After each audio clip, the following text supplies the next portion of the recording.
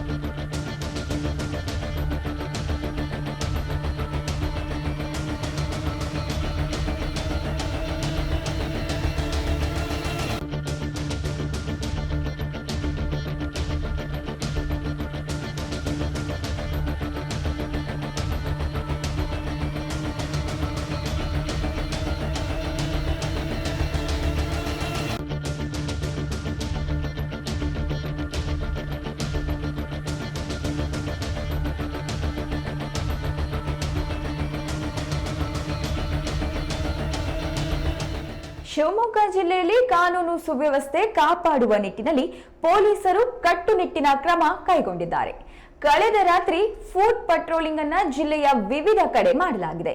Shivamogga A ಉಪವಿಭಾಗದಲ್ಲಿ AA ವೃತ್ತ, ಕಸ್ತೂರ್ಬಾ ರಸ್ತೆ, Urdu Bazar, BB ರಸ್ತೆ, ಬೈಪಾಸ್, ಇಮಾಂಬಡ, ಟಿಪ್ಪು ನಗರ, ಸಿದ್ದೇಶ್ವರ ವೃತ್ತ, ಗೋಪಿಶೆಟ್ಟಿಕೊಪ್ಪ, ಶಿವಮೊಗ್ಗ ಬಿ ಉಪವಿಭಾಗದಲ್ಲಿ Basavanagudi, AA colony, auto stand, Durgigudi, Balraj Aras ರಸ್ತೆ, ತಿಲಕ್ ನಗರ, ಕೋರ್ಟ್ ವೃತ್ತ, ಜಯದೇವ ಬಡಾವಣೆ, ಶಿವಪ್ಪ ನಾಯಕ ಬಡಾವಣೆ, ರಾಗಿಗುಡ್ಡ, ಭದ್ರಾವತಿ ಉಪವಿಭಾಗದಲ್ಲಿ ಶಿವಾಜಿ ವೃತ್ತ, ಅಣ್ಣಾನಗರ, ಬೊಮ್ಮನಕಟ್ಟೆ, ಬಿಆರ್ಪಿ, ಹೊಳೆಹೊನ್ನೂರು ಟೌನ್, ಶಿಕಾರಿಪುರ ಉಪವಿಭಾಗದಲ್ಲಿ ಶಿಕಾರಿಪುರ ಟೌನ್ನಲ್ಲಿ ಆಯಾ ಪೊಲೀಸ್ ಉಪಾಧೀಕ್ಷಕರುಗಳು ನೇತೃತ್ವದಲ್ಲಿ ಪೊಲೀಸ್ ನಿರೀಕ್ಷಕರು, ಪೊಲೀಸ್ ಉಪನಿರೀಕ್ಷಕರು ಮತ್ತು ಸಿಬ್ಬಂದಿ ಭಾಗಿಯಾಗಿದ್ದರು.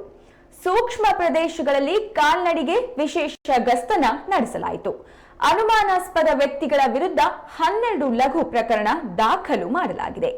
ಎನ್ಡಿಪಿಎಸ್ ಅಡಿ 7 ಪ್ರಕರಣವನ್ನ ದಾಖಲಿಸಲಾಗಿದೆ.